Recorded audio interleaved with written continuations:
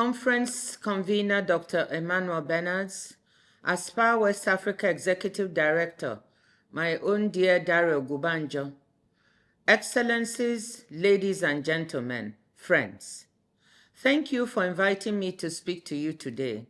It would have been a great honor to preside over the African Prestige Awards, but unfortunately my schedule prevented me from joining you in Nairobi or online, so I hope you will permit me to join you through this video recording. You have gathered to look at how to deliver sustainable impact for Africa in particular, but there is no avoiding the wider international context. The global order is currently facing the most severe disruptions in 80 years, and it is about these disruptions and how we go about solving them that I'm going to talk to you today. The pervasive sense of uncertainty on the world stage is not your imagination. Quantified indices of global economic policy uncertainty are higher than they've been at any point this century, apart from last April's spike and the early days of the COVID-19 pandemic. So much that shaped the world we knew is now being called into question. The role of the United Nations and other multilateral institutions, and the very notion of a rules-based system. Trade is no exception, as demonstrated by unilateral tariffs and other measures. Whether you believe we are in a fundamental rupture with the past, or in an uneasy transition as we adjust to a world in which economic and geopolitical power is no longer monopolized by the global north, three things are clear. First, the world order and multilateral system we used to know has changed. Alliances have shifted. So has the balance of global economic power. Hence, my second point. It does not look like the old order will come back the way we knew it.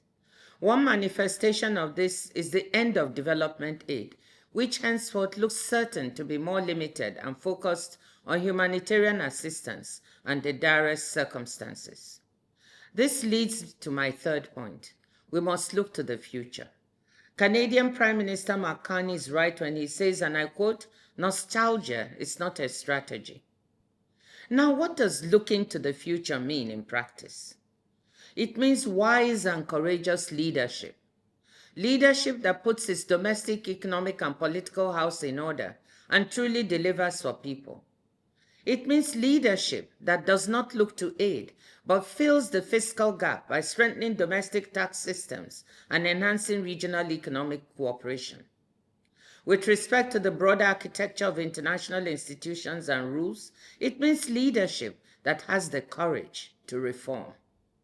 Rules, norms, and practices defined in the wake of the Second World War and updated following the Cold War need to be revamped and reinvigorated for our age of climate crisis, AI, and quantum computing.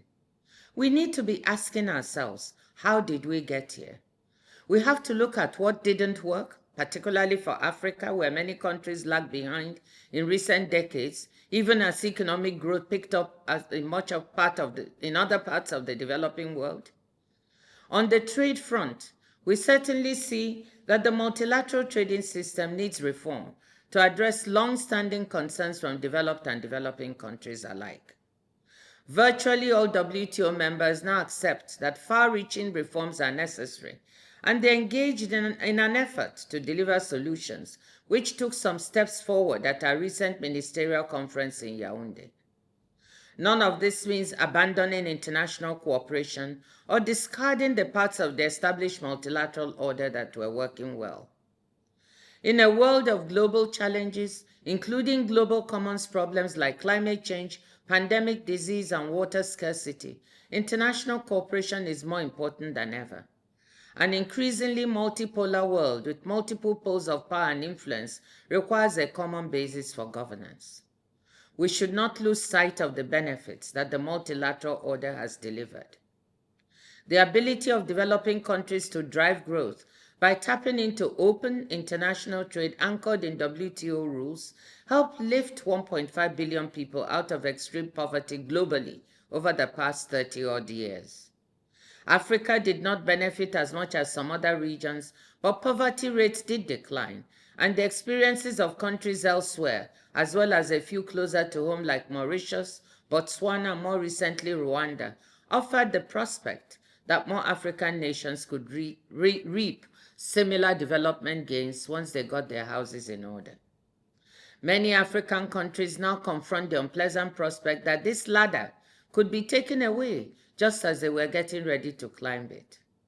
At the same time, the current disruptions and uncertainty actually contain some exciting opportunities for Africa.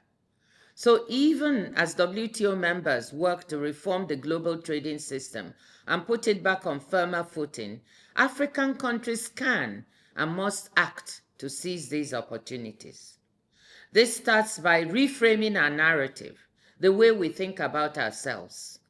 Africa is the world's workforce and market of the future, a large and increasingly integrated regional market of 1.4 billion people, a middle class on track to include 844 million people by 2050. Africa has 60% of the world's solar energy potential, 60% of its uncultivated arable land, and 30% of its known mineral reserves, including rare earths. A key window of opportunity for Africa comes from the ongoing push by countries and companies to increase supply chain resilience by managing exposure to geopolitical, climate, and other risks, including over-dependence on China for key supplies and on the US for final demand. Africa should seek to attract investment aimed at diversifying and deconcentrating supply chains. This would create jobs, boost growth, and reduce poverty, whilst making supply chains more shockproof. At the WTO, we have a term for this. We call it re-globalization.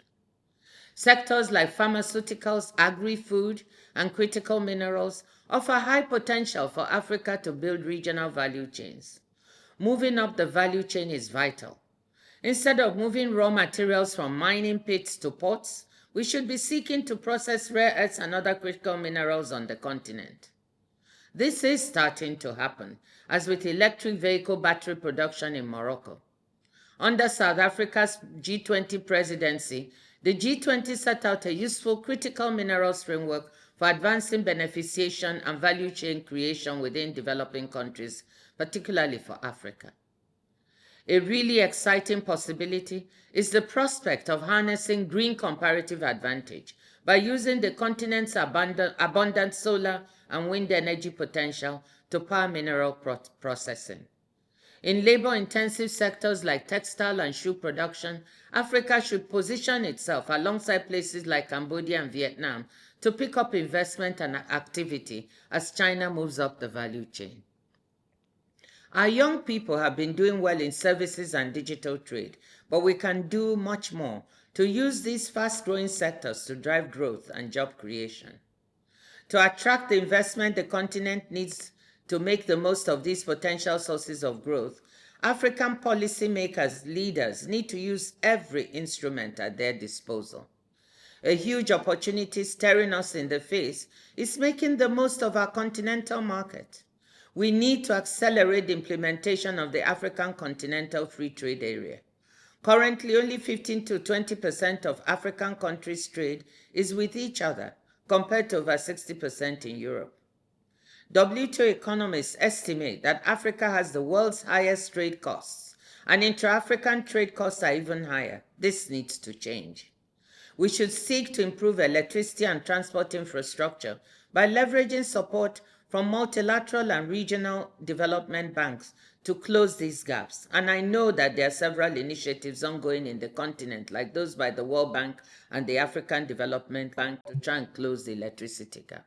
Tools like the plurilateral WTO Agreement on Investment Facilitation for Development would help by de-risking investment and lowering administrative costs. All of this will take focused, determined leadership. But it is doable. It is clear that African economies, like the international economic order itself, face serious challenges, but they are the real opportunities that I talked about. And if we can seize them, Africa is poised to make the best of difficult circumstances. Let's make it happen. Let Africa's leadership show the continent that the world... Okay, go back. Let's make it happen. Let Africa's leadership show the continent and the world that it is focused on delivery and results. It is focused on people. We owe future generations of Africans nothing less. Thank you, and I wish you a very successful conference.